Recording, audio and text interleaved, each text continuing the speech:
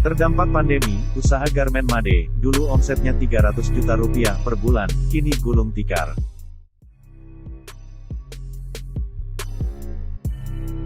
Hingga saat ini, tidak ada yang bisa menebak kapan pandemi COVID-19 yang meresahkan ini akan berakhir. Sangat banyak dampak negatif yang ditimbulkan virus corona, utamanya pada sektor perekonomian dan pariwisata. Banyak masyarakat yang beralih profesi, ada juga yang kembali ke kampung halamannya. Banyaknya masyarakat Bali yang bergantung pada pariwisata, tentunya membuat kondisi ini sangat memprihatinkan. Contohnya saja, Made Suparta, seorang pengusaha garmen yang ikut terkena imbas dari pandemi COVID-19. Semenjak usaha garmennya tutup pada bulan Maret tahun 2020 lalu, ia langsung gulung tikar, dan tidak mendapatkan pendapatan sepeser pun.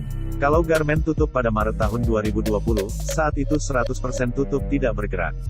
Berbarengan juga tutupnya dengan pasar oleh-oleh atau kesenian Bali, jadi tutup semua. Kami tidak bisa bergerak lagi. Semenjak tutup pendapatan langsung 0%, kata dia, Minggu, tanggal 29 Agustus tahun 2021. Sebelum pandemi, biasanya Made mengirim kaos-kaos yang sudah disablon dengan tulisan Bali, ke pasar oleh-oleh yang ada di seluruh Bali.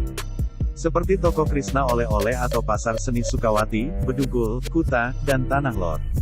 Ketika pariwisata masih jaya-jayanya, Made bisa memproduksi kaos hingga 1000 pieces per harinya.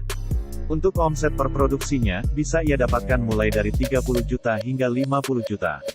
Sehingga, jika dirata-ratakan, per bulannya pendapatan yang didapatkan Made berkisar di angka 200 juta hingga 300 juta. Dulu setiap hari produksi, karyawan dulu 35 orang. Semua kami rumahkan, sempat kami bantu hingga pertengahan Juli, sempat kasih sembako dan gaji tetap. Akhirnya habis sudah dana cadangan, perputaran modal tidak ada, lanjutnya. Sementara itu, untuk stok kain yang tersisa tidak bisa dipakai dulu dan masih disimpan di gudang. Ia juga sempat mengobral baju-baju sisa produksinya dulu pada tahun 2020 lalu. Pendapatan dari obral baju pun ia hanya dapatkan hingga 15 juta.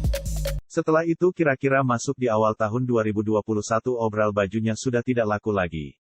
Karena kebutuhan masyarakat tidak lagi disandang. Saat ini, masih dijual tapi tidak selaku dulu. Untuk hidup bergantung pada kuliner nasi jinggo. Saya mencoba belajar memulai kuliner dengan membuka nasi jinggo.